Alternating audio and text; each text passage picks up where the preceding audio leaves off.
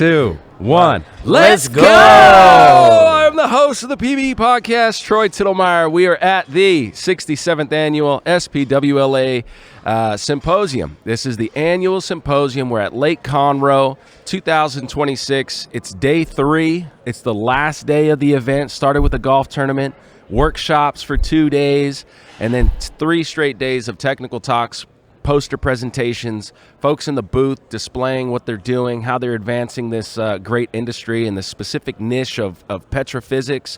What's interesting in my experience so far is that, yes, it's all about petrophysics. It's all about this idea of measuring the rocks, at the Wellbore, but the integration of petrophysics for the oil and gas company, it's like the center point of drilling, completions, reservoir engineering, geology, right? Drill mud chemistry, it all integrates around the Wellbore, and the SPWLA that's it. That's the history of of studying this and how are we integrating it and communicating all these different subtle language differences between reservoir engineers and geologists. It's all integrated around the Wellbore.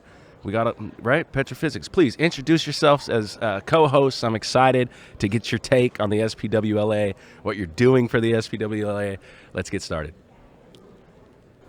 Okay, I'm Javier Miranda. I'm the new SPWLA president, international.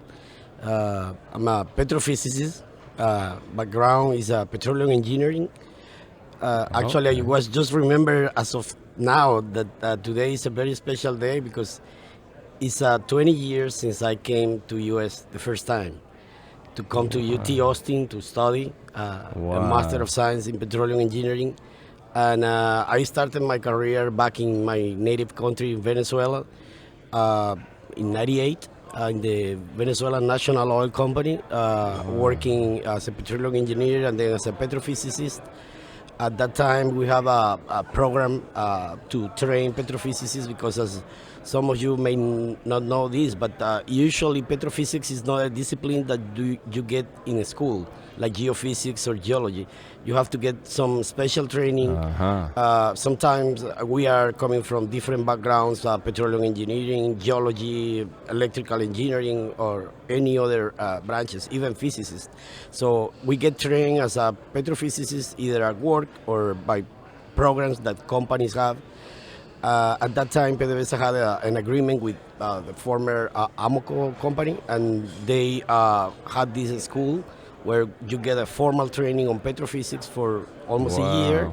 And then after that, you are blessed to be officially called a petrophysicist. Wow. So that was in 2000. And then after that, I just continued working as a petrophysicist for a few years until I came to US in 2006 to get a Master of Science in Petroleum Engineering in UT Austin and working in my research in petrophysics. When did you get started with the SPWLA? When did you become a member? That's a good question. I actually started in the local chapter in Venezuela in 2000. But it was not until 2006 when I came to UT that I started formally interacting and being part of the international membership. I mean the mother SPWLA. Yeah. And then after that, I tried to keep my membership and as a professional.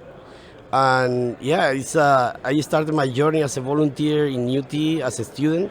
Back then, I was the VP of the chapter, of the student chapter, organizing talks and all that. Yeah. So that gave me a great exposure on what to do as a member, as a volunteer, but also gave me the opportunity to interact with a lot of our more experienced volunteers, members, professors, members of the industry. And I was fortunate that in 2007, the SPWLA International Conference, this one that we are having here in Lake Conroe, was hosted in Austin. So we as a student had a big participation on that because we had the opportunity to attend the conferences, meet important speakers, high level. So that was a great platform, and from there I was like, okay, I need to be part of this. And that was when I started working for the student chapter there. And then from there, I kept different positions and local chapters, not only in Austin, but also after I graduated, I became part of the Houston chapter. While working also in different companies, I joined BP after the Venezuela National Oil Company, working in VP in the Gulf of America, deep water for 5 years. Then after that, I moved to a consulting company, oil and gas, the Goliath Magnotum for 9 years in Dallas and then Houston. And then after those 9 years, I joined ONGC Videsh Atlantis operating company. And then they have a small office here in Houston where I work with a group of professionals in subsurface.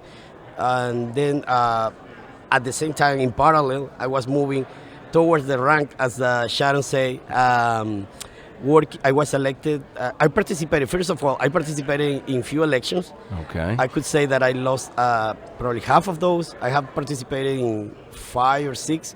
I lost probably 2 or 3, and but that didn't stop me to continue participating in different fronts, and then going to the elections the following year. So I became after the local chapter involvement, I became president, vice president, and president by election of the local chapter. And then after that, I became regional director for North America. Wow. Between 2022 and 2024. Then in 2024, I was involved in the hydrocarbon resources special interest group of the SPWLA. And then after that, I ran for election last year. I became president-elect and now president of the 3 days of Presidente, right? Yeah. I like that. Clara? So much fun. Clara, what do you got? Let's hear it. Yeah, well, I am the VP of Education now. How do you say your last name? Palencia? Palencia. Clara Palencia There you from go. From Colombia. From Colombia, I'm sorry. Yes, from Colombia. No, we are the same people. From Colombia. Venezuela and Colombia, we are here. Okay. I am a petrophysicist. When my friends back in Colombia asked me, what is a petrophysicist? Yeah. That's super weird. What is the thing that you're going to do? I was like, and you mentioned it perfectly, Troy. It's a link between everything, right? So, and that's a lot of fun. You're going to be working with a lot of different type of people in different type of disciplines. Yeah. And you're going to be the link. You're going to be the bridge that connect everything. And it's wonderful, and you get to go to different places of the world, and you know people from different countries. You grew as a person because you are interacting with different cultures. So it's just amazing. It's Wow. a wonderful profession. How did you get into it? You had parents that were petrophysicists or what? No. I love chemistry. Let's take a quick break from the show for a sponsor spotlight. As an operator, you know that geomechanics play a massive role in the difference between a successful frac and a wasted stage. But are you still relying on uncalibrated models? The energy transition truly means moving from guesswork to precision, from generic outcome to optimized economics. Integrity In Situ delivers the world's most advanced geomechanical data set using their Insight tool, subsurface acquisition platform, and is the first and only company capable of physically measuring stress and strain at differential pressures over 12,000 psi without injecting a drop of fluid in both vertical and horizontal boreholes. Capture real-time physical calibrations for your closure pressure and stress magnitude when you need it and where you need it. Unlock your frac's potential and increase production with less effort. Visit integrityinsitu.com and catch our latest technical deep dive with them on PBE Podcasts. This episode of the PBE Podcast is brought to you by Upstream, the oil and gas LOS accounting service custom built for your company's needs. They are helping energy companies move faster, operate smarter, and stay ahead in a rapidly changing oil and gas landscape. Austin Williams, the founder of Upstream, has taken his 16 years of accounting experience in oil and gas to develop a passion project that helps hardworking operators make smarter decisions faster. Check them out and share this information with your accounting team, your ops team, your CEO, CFO, COO. Become a beta user as they are on track to launch later this year. Visit upstreamreporting.com to learn more. When I was in my bachelor, I loved chemistry, and one of my professors said, "Hey, this is the petroleum engineering. What do you think about this profession?"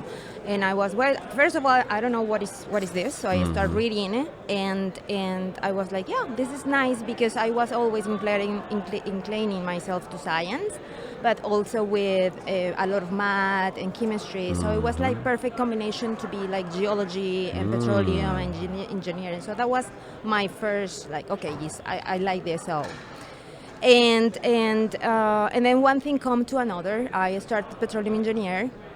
Okay. I am from a small town in Colombia called Valledupar, and then I moved to a big city. Bogota? Yes, of course, Bogota, and I studied petroleum engineer. And then on the second semester in petroleum engineer, I was like, I really like geology, so let's do something in geology afterward. Yes. The rocks. What are these Yeah, rocks exactly. all about? And you know, one of my mantra, and this is from my advisor in UH, is you have to look at the rocks, and you never have to do one thing just with the engineering. You have to look at the rocks, and that's going to give you a lot of good things, right? So I went and did my master in geology, and I was fascinated. And then I started to work in Colombia as a petrophysicist in BP. Wow.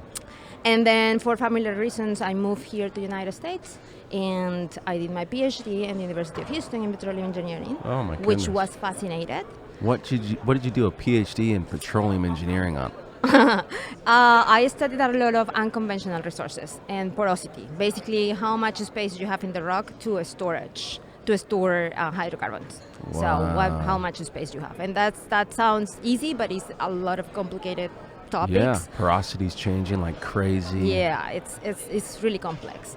And then I started to know a lot of people, right? And I am been involved with the SPWLA since I was in Colombia. Wow. But then when I came here, I really realized, you know, the importance of being connected with people that have the same passion, like the passion that we have to do things here, especially for everybody, like for each other, helping each other. Yeah. And it's not just technical. Of course, technical is really, really important. Right. But it's also all the people that you have around that can help you to grow as a person and as a professional, Right. and to be a network for everybody. You are going to be up and downs, as all industry we have up and downs. Yeah. But if you have a network, you are going to be fine. And that's the thing that I take every day in my heart from SPWLA. And that's why I am here. I am here to help people. I am here. VP of Education, Yeah, right? yeah. Which is a very important position if you consider that we are an educational organization. Right. So that's the Okay. reason that this Gotta position have is one. a key position for us in the That's board. for the international. That's for the entire international SPWA, or is that a local chapter? No. That's for the international Oh, board. wow. I have had the honor to be the regional director for North America. Javier was the person that brought me here, like, hey, you are perfect for this position, just go. And I appreciate that, Javier, by the way. And then another person said, hey, you're perfect for education, because both of my parents were teachers back in my country. And I have this passion about education, and I know how important education is, and especially nowadays is key for this type of organizations to advance in the future with all these changes that we Yeah. are in generations and Rapid things like that. changing, yeah. So this has been a blessing for me. It's really, really a very good profession. I recommend this profession to everybody. It has its up and down, but it's a very good profession. By the way, her dad was like a living Wikipedia. Everybody was, he was locally known for everybody, because everybody was like looking at him to get their homework. That is before we had phones or, computers. So anybody was doing homework, they went there to check with him and He find was out. like the original Chat GPT. Yeah, Yes, exactly. She was the original Yeah. ChatGPT. Exactly. Yeah. Yeah, So yeah. that's a beautiful story that we have. How long in have our- you two known each other? We met in the SPWLA in Cartagena in 2012. 2012. Yeah, Okay. yeah, yeah. Yes. And then we have friends and How cool. yeah. And then we have a lot of, because we're working for the same company at some point, we had a lot of friends in common. Sure. That kind of brought a connection to what we do. Yes. Yes. VP of Education. What is that? What is that like? How does that go? What are you doing this year? What is your focus as VP of Education? So right now we have already programs that like distinguished lecturer programs. So every year out of this symposium, we selected the best presentations, and we call that distinguished lecturer program. So programs like that, we have established programs. One and it's always about transfer knowledge, right? So we have different type of programs to transfer knowledge, and my idea is to continue with those. Now, because we are changing in the industry, we need to have new ideas. So we are working about education. How can we attract more people to our society, and also how can we attract young professionals and students, right? To be more involved, and to recognize the value to be part of this organization. The student, what was it, competition of the something? Student paper competition. That's a great way to do it. Yes, and as Javi was saying, education is key in our organization. It's an organization for education, basically. So we have we are putting together more ideas to motivate more people and to help more people. Basically, we have been, Javier is from Venezuela, I'm from Colombia, and a lot of people is international, and even here people, in America, we have had a path of difficulties to be here, and one of the purpose of the organization is also to give tools to people to make them their life easier compared to the one that we went through, right? Yeah, and to get the best of them, because this is there are a lot of talented students in these regions that they could come to US, get education, and make this country better. So that's one of the things that we are helping them with. Yeah. Wow. Man, you guys are real life superheroes doing stuff like that. Yeah. It's amazing. And also people that are retired, for example, they still have a lot of energy and they still have a lot of knowledge. Super sharp mind. To share. So that's another thing that we are like really on top is to make sure that we are capturing all that knowledge from people that are retired. Go ahead. And speaking of that, I just was remembering that yesterday I had a conversation with 3 gold medal recipients. The one that we got yesterday, and the one that a couple of them that have been gold medal for a while. These are this is the highest technical recognition in our society, and these are members that have been in the industry for a long time, but they have also impacted the way we do things, not only in petrophysics but in general in the oil industry. So these guys, they are very passionate. Some of them are retired, some of them are still working, but these guys are very passionate about sharing what they know, and thinking about next year that is going to be the 100-year anniversary of well logging, something that we use almost every day. We are thinking about putting together some ideas of how the tools, how the technologies have evolved in the last 100 years, but the story being told by these guys. Yeah. Because many of them, I'm not going to say they are all, but many of them started in the industry 40-something years ago, and they know how the tools have evolved. Some of the tools that were not available at the time that they started their careers are now there, and they have been witnessing all the development. So it's going to be really nice to have next year that booth of the SPWLA in the exhibition there in Pau, in France.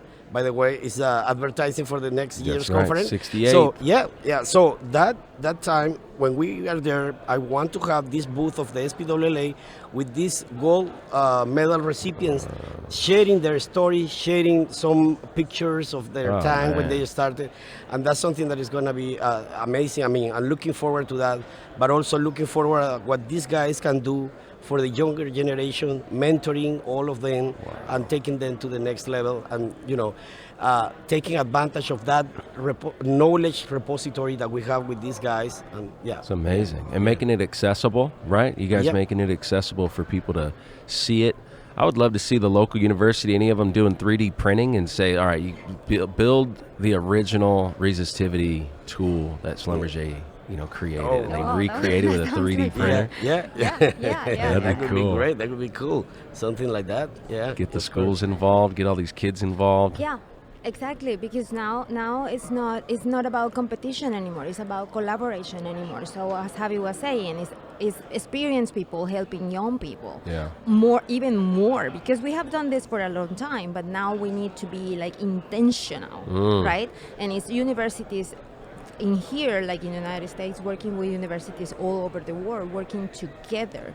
And the SPWLA being the link, as a petrophysicist in the link in the other disciplines. So. Yeah, and having a unique platform that allows this effort of the vision, right? Like, let's try to get all this knowledge and information from an older generation of people who've done it to people that are thinking about doing it.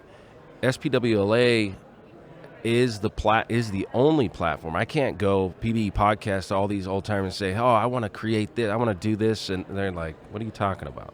But if it's the SPWLA talking about it, well, it's been around for 50 years. They helped build this society, and of course they're going to give back to that. So when you come to them as a VP of education, asking for this kind of assistance, asking for this kind of idea, they're going to just lean in. They're going to naturally want to be and do that. And that's, I mean, that you're capturing like the true gift back to the society. Yeah. I mean, this society is the perfect platform to do that, because Exactly. you see here, and as Clara mentioned, a key word is a collaboration. You see that there are several service or operating companies, members that are involved in the SPWLA. And sometimes they have to compete for resources, they have to compete for clients, they have to compete for blocks, leases, fields, and all of that. But at the time that they sit together in the SPWLA, they are not competing anymore, they are collaborating.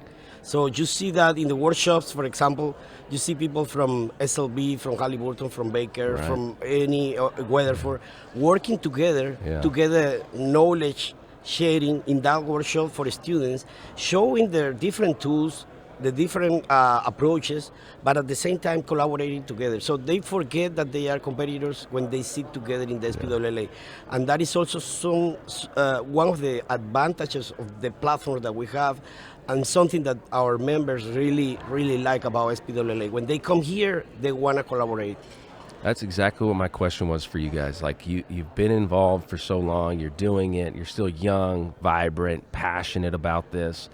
The value that members are getting, we probably have a list of them, but I think like the top one is that they get access to an environment where the best of all service companies are collaborating at this event. And they're talking about how we're getting it better, what's working, what's not, and the members are getting to sit in those conversations, right? You're getting to engage with these developments in real time and watching this collaboration, not competition, and they're trying to sell me on anything. No, they're just talking about the development of this stuff, and it's only happening in one place, the SPWLA. Yep. Exactly. And they are going to have so much benefits. I mean, as a person, I have had a lot of benefits, not only because I am up to date with what is going on in the industry in terms of technology, in terms of technical, in terms of research. I am up to date to that, looking to all the presentation posters and all the sessions that we have in the symposium. And even not during in the symposium, every month we are sending, announcement. We have this type of webinar, we have this type of workshop. And if you are a member, everything is going to be there for you. It's just up to you to go and do it, right? So, but the platform is there. So there are a lot of benefits. And also you are going to be, like for me, SPWLA is truly a family. I wait every year to come to the symposium to see my family. And it's not because I want to say this, no, it's out of my heart. It's a family. I am really happy when I start seeing people coming from another part of the world. Yeah, you get to see the technical side, but you also get to see the people that you appreciate and that you only see probably once a year. Yeah. And it's in this event. You don't see each other until next year. Sometimes even people that you work with for the entire year, you meet through different online platforms. Yeah. And then you don't see each other until you see the person next year in Dubai, in Po, in Rio, in Lake Conroe, wherever the conference take us. Yeah. That's the only opportunity. So, and when you see each other, it's like when you see a brother that you haven't seen for a year. Yeah. And then, the trust, the connection is there. It's just a matter of seeing each other every year, and then as Clara said, it's like a family, and you feel it when you come to the event. You feel it when you come to the conference, Man, and I love that. you have the opportunity to interact with each other. First one I've ever seen have a 5K. First one I've ever seen. APG, SEG, go to a mall. Yeah. This one has a 5K from Elian. How do you say it? Julian. Yeah. Julian And Ru- it's still like a tradition, right? Yeah, Because it has every- become a tradition. Yeah. It started in 2022. Did you run this year? No, I couldn't. I mean, I couldn't. Yeah, no, I didn't this year, but in Rio 2 years ago I did it, and then in Dubai last year we did it as well. Next year we got to do it. President has Yeah. to do it. Yeah, That's have to be on the there. docket. That's Yeah. on Yeah. the. I want to be president this Yeah. year. Well, one of the asterisks is you have to run yeah. in the annual 5K Yeah. if you're president. Yeah, Julian got me on that. He wants me to participate. So that's something that he started promoting that in 2022 in Stavanger, and then it has continued. And the following year, in 2023, we got a sponsor. And Tegwin Perkins, our former SPWLA president, and GeoActive, they have been kind enough to sponsor this activity in the last, since 2023, so the last 3 years. So, and they plan to continue supporting that. So that's something that is now really nice to have. See all the members motivated early in the morning, and then, they know that they have a long day ahead of them. Going to different talks, different workshops, different poster sessions, but still they wake up early, no matter what party or social event they attended the day before, the night before.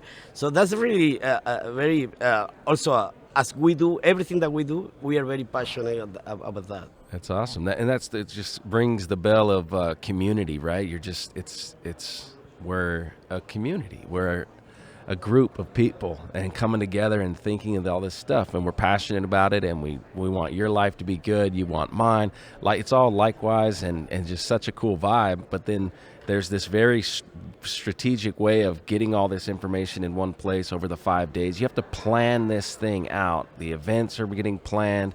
What's next year already like for you? How much are you in planning the 5 days? Is there going to be a golf tournament? Who's doing all that? How's this been going for you?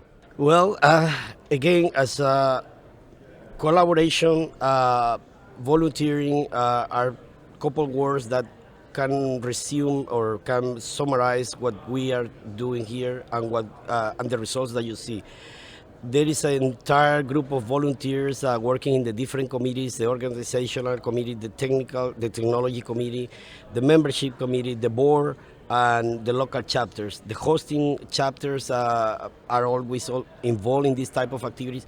So we see also the special interest groups organizing the workshops. Nice. And everybody's putting together their time, their effort, their energy.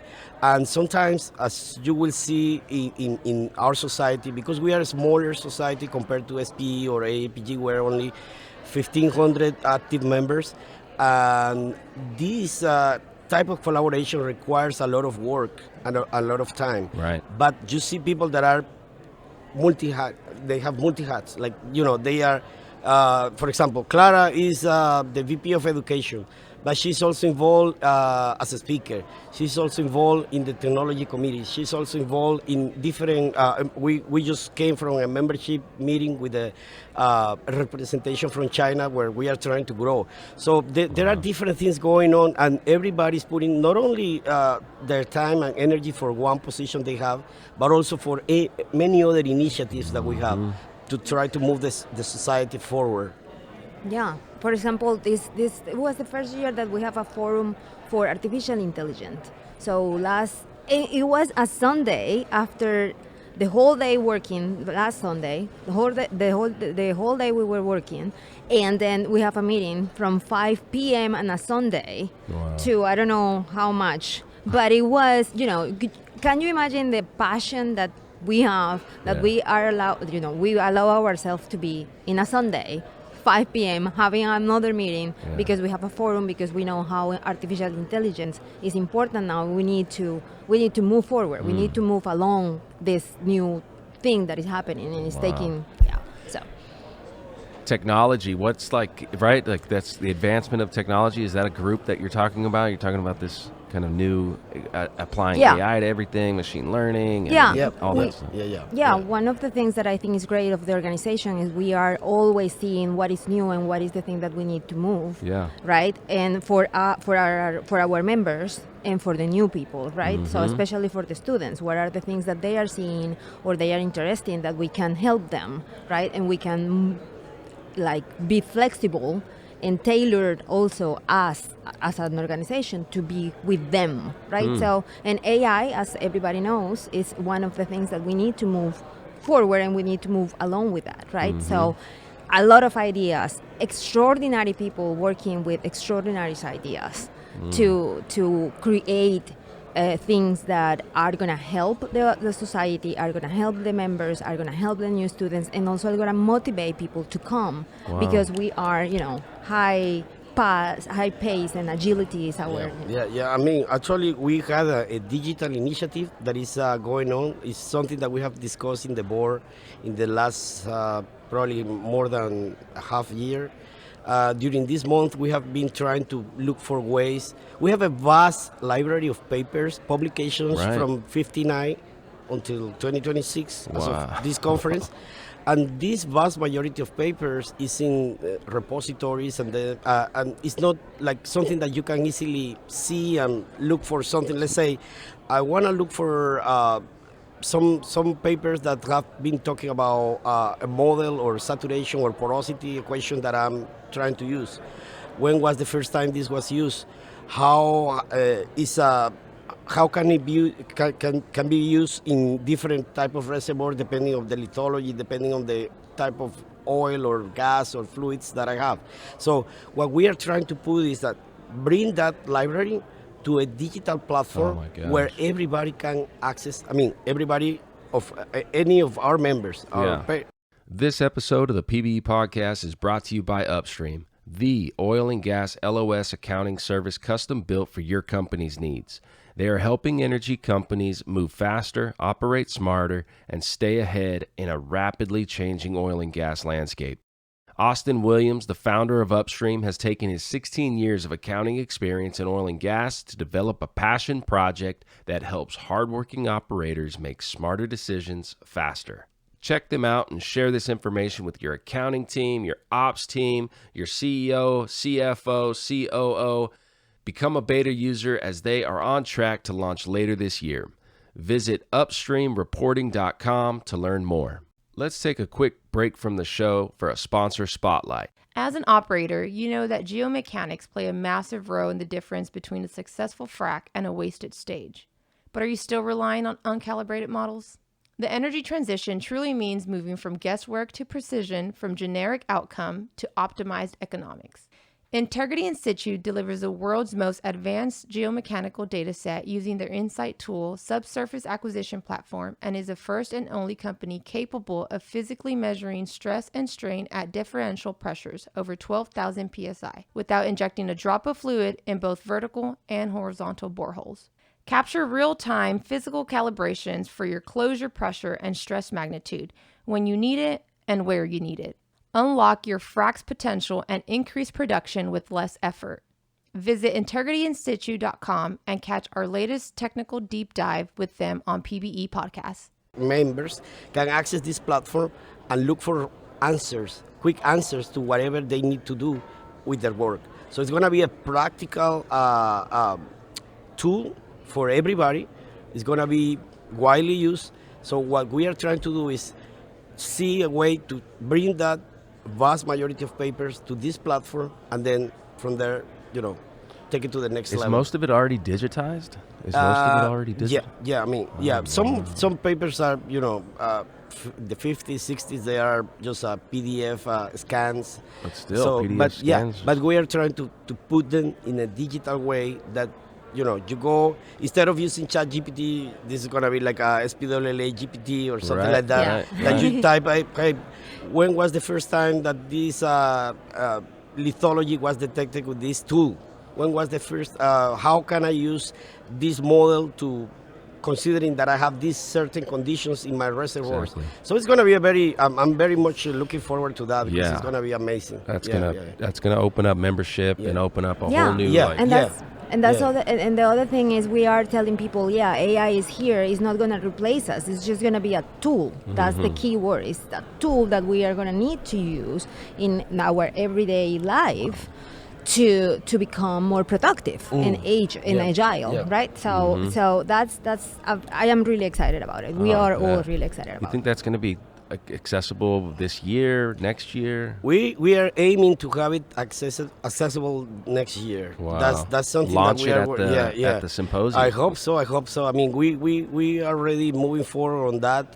We have talked with some people to collaborate, and there is a brilliant group of individuals that we have. By the way, we have some groups that we call special interest groups, and these groups, they are focused on different aspects of our discipline, like resistivity, nuclear tools, acoustic, and one of them is working with digital initiatives. And this is the group that is leading this effort, along with the digital committee that we have, where Clara, Robin, Bob, even Bob. So everybody is putting their energy and effort to make this happen. Wow. And but of course, we are counting also on some brilliant people that have some not only the passion for the SPWLA and what we are trying to do, but they also have the knowledge and the technical connections. Like, for example, with Amazon Website Services. I was just things going to like bring that. up Robin Yeah. Slocum. Yeah, exactly. We were talking about this. Yeah. Yeah. Robin is a key member of that committee, and although his term is over, I asked him to remain in the committee, and he has kindly devoted his time. He's gonna be helping us Great. on that because he has the connections and all that, and Right. yeah, we need people like that. Yeah, and that's Yeah. great. He's got the background for it. Now he's at AWS, like you said, and making it accessible. What are you gonna name it? You got Grok. You got to come up with it has to be like you have to think of a name. Yeah, for this yeah. We need to do that. I mean, right now we are mostly focused on developing the tool and Sure. developing, finding the way to connect that library with this tool. Yeah. We have been doing some exercises. Actually, Robin is one of those person that he's very passionate about it, and he actually did some small tools. He took like 20, 30 papers and put them in the tool, it's like a prototype. Yeah. That we are trying to develop. He put it there. He then sent it to us, asked us to do some questions and see how it responds to specific questions that we want. And then, I mean, it is amazing. So, but right now we're focused on developing the tool. Once we have the tool, yeah, of course, we have to find a great name for that. And that's right. I mean, anybody is welcome to make suggestions. I mean, usually the students and the newer generation are very good at that. Yeah, they'll and have a we good hope name that for we it. can do Well, you got some to kind let of everybody vote, right? Yeah, or a Everybody has to competition or vote. something like Yeah. that. Kind of a Just, competition. competition to Logo. Yeah. Yeah, and yeah. this is one initiative, but there are more initiatives, digital initiatives that they are working, like the committee is working on. So it's I mean, it's fascinating, all the things that are happening right now. Man, this next year's a big one. Yeah, a lot of challenges, work, but also a lot of we have a high expectation on what is going to come to us and to our society and what we can do together. Yeah. We have a great team of volunteers in the board and also at the local chapters, at the special interest groups, at the digital committees, at the technology committees, and this thing starts moving forward every year, even right after the conference. Like yesterday, I was talking with Arthur, who is passing by the way, he's over there. Arthur is our new VP of technology. He's taking over from Robin. Okay. And we were talking yesterday just how we are going to do things in next year conference. So as of yesterday, we haven't finished here, and we are already discussing how we are going to do, because it's never too early to start. No. Putting plans together, taking lessons learned from this conference to the next conference. Yeah. So that's something that we keep just moving things forward. And that requires time, energy, but also the passion that Clara mentioned that all of us has.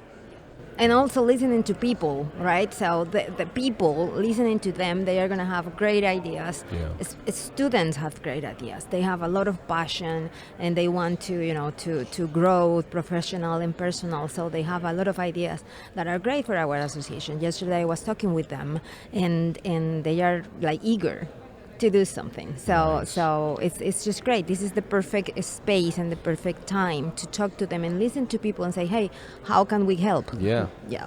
Give them a platform to make a difference, right? And Yeah. be heard. Yeah. That's the community. It's it. It's a strong. It's small, but it's strong. Yeah, Right? Yeah. It is a strong. It is a strong. And they're like, you walk around the rooms and you're like, whoa. There are high-level engineers, high-level geoscientists, and they're talking together.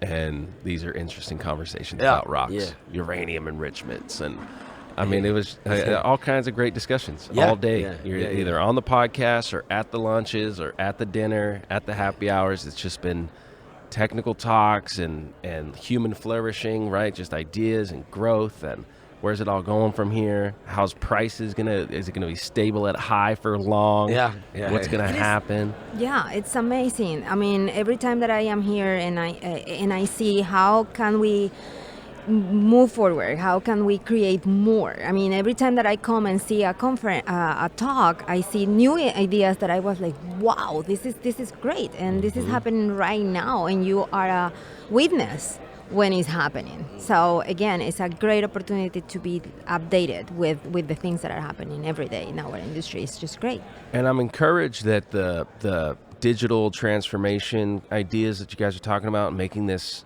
a lot more accessible, I'm encouraged that is also going to help evolve what this is to what it's going to become, right? It's not maybe always going to be technical talks and poster presentations. Maybe there's new ways to deliver information, right? Yeah. Absolutely. And so what's happening here, it's being tracked and organized and saved in such a higher level of detail that allows machine learning and AI systems to now go through the 5-day event, the workshops versus the attendance of each shop, what was actually presented at the workshops. If that's all accessible to the machine learning and AI thing, then next year is just going to be even sharper, and the year after that's even sharper. Which talks didn't work out, which talks were the best, you're just tracking. Yeah. That's something that we are currently working on already. It's just a continuous improvement process, right? So we are learning every day and so Crunch it in, ask it questions. You learn from the people that you collaborate with, and they learn from you too. So and the good thing also is like when you are here, like the papers presenting here, they have been really reviewed, so they are really high quality papers. It's about machine learning, it's about artificial intelligence, but it's also about critical thinking, right? So it's not just putting data together. No, it's critical thinking. How can we use the tools to become better, but with our critical thinking? And that is a thing that we need to be careful, especially with new students or new professionals, because critical thinking is really important. That's the thing that we need to maintain, right? What is this happening? Why? How can we get better with the tools that we have? Sure. But and you see this in these talks. I see it in the conference or in the conversations. Everybody's in the same table saying, we need to be careful with the critical thinking. It's just not something that is going to go away because we have some more tools, but it's a combination. Yeah, big time. Wow. Very cool. Okay, I get to talk to the president-elect on the next podcast. I'm excited about what his take is and how he's supporting you. And he was the VP of Education. Oh, really? He was the VP of Education before me, so now he's the president-elected.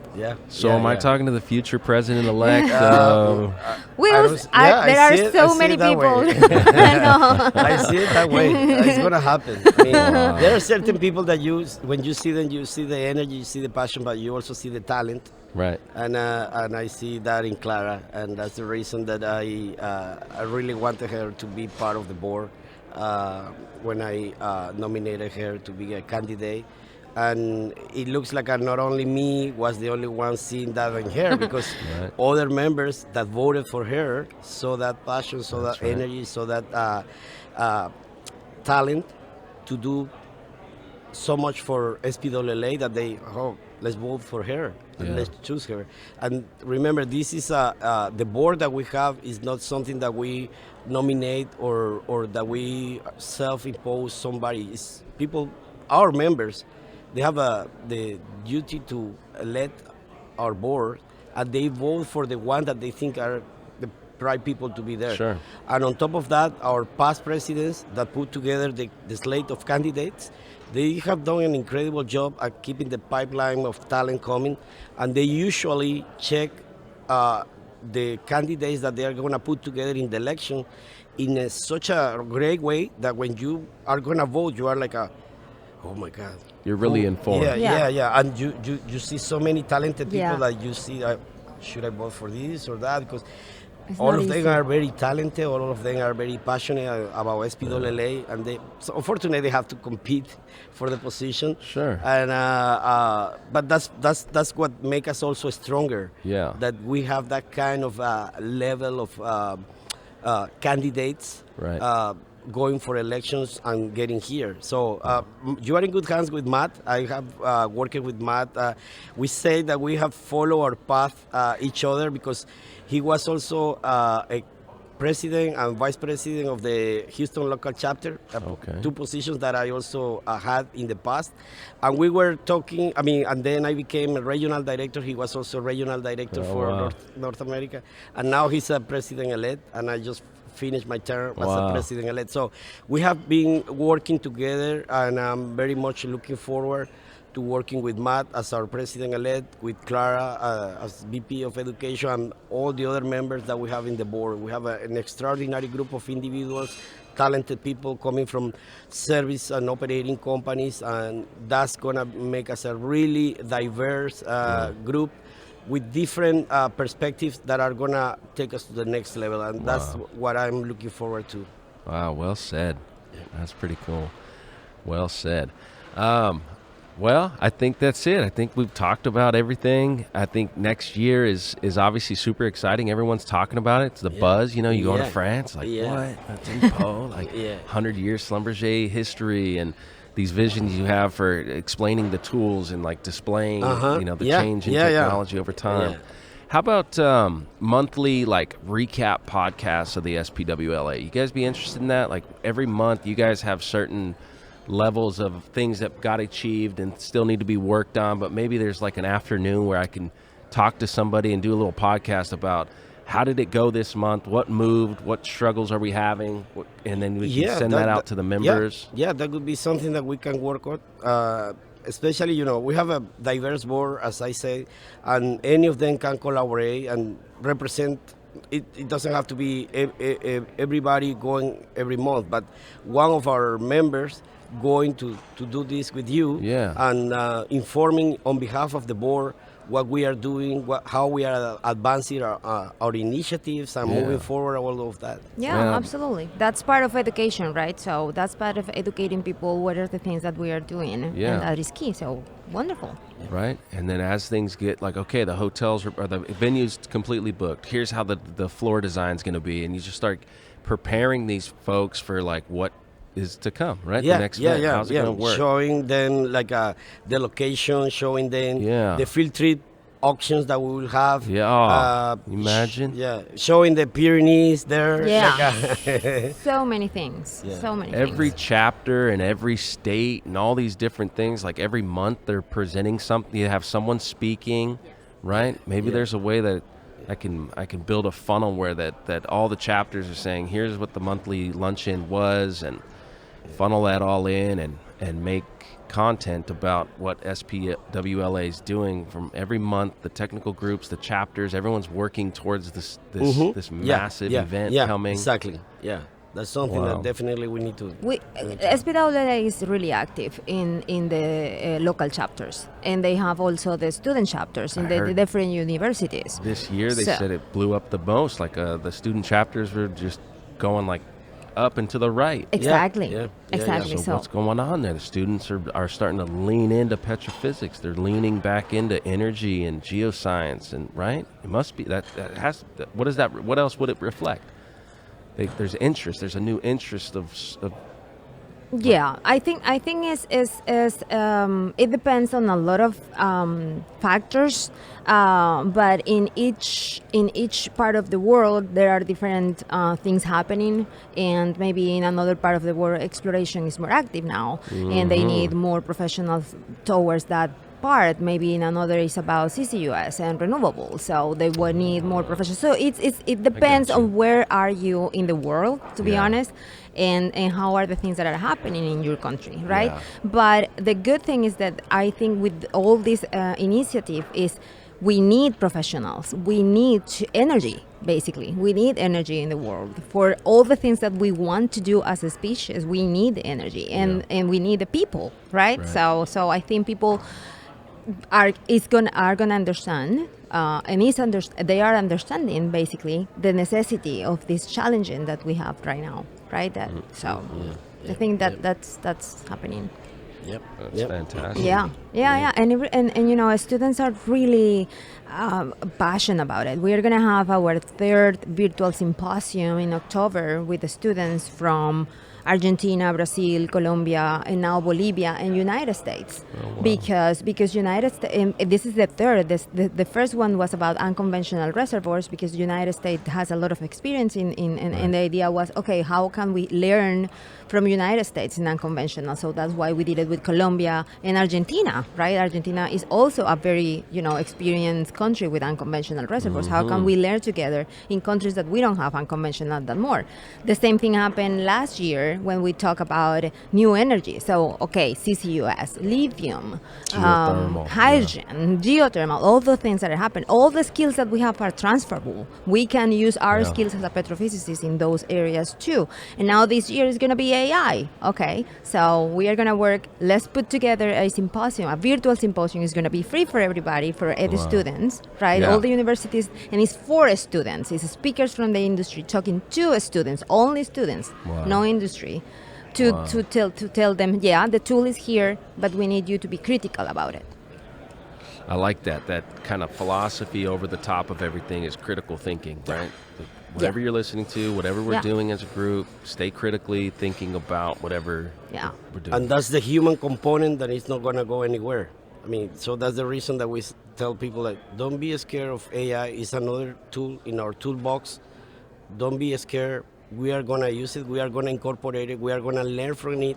But the human component, the critical thinking is going to be there all the time. It has to be, and you need that. You need that to make it happen. So, nice. President, thank you for your time. Thank VP you, Troy. of Education, thank you so much for your dedication to this society, being here, being willing to come on these microphones and talk about it. Yeah. This is great. It was fun. It was a lot of fun. I enjoyed it. And it's a great opportunity to share with our members, use this great platform that you have, PVE Podcast. I have known you for a few years already, since I was in the Houston local chapter. Right. I participated in a podcast with Troy, and I really enjoyed that experience. That was way before COVID. I think that it was 2018, 2019, something like that.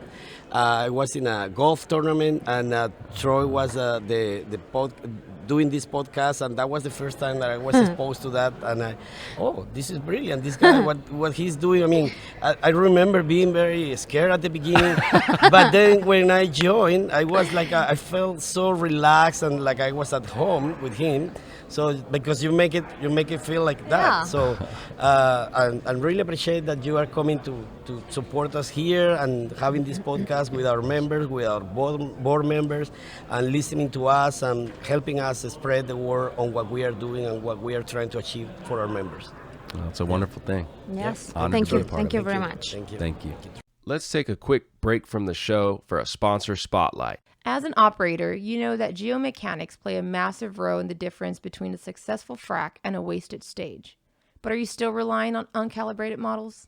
The energy transition truly means moving from guesswork to precision, from generic outcome to optimized economics. Integrity In Situ delivers the world's most advanced geomechanical data set using their Insight tool subsurface acquisition platform and is the first and only company capable of physically measuring stress and strain at differential pressures over 12,000 psi without injecting a drop of fluid in both vertical and horizontal boreholes. Capture real-time physical calibrations for your closure pressure and stress magnitude when you need it and where you need it. Unlock your fracs potential and increase production with less effort. Visit integrityinsitu.com and catch our latest technical deep dive with them on PBE Podcasts. This episode of the PBE Podcast is brought to you by Upstream, the oil and gas LOS accounting service custom built for your company's needs.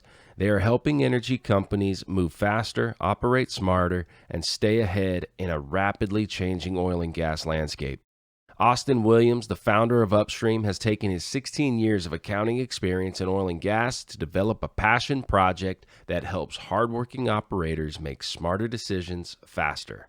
Check them out and share this information with your accounting team, your ops team, your CEO, CFO, COO. Become a beta user as they are on track to launch later this year. Visit upstreamreporting.com to learn more.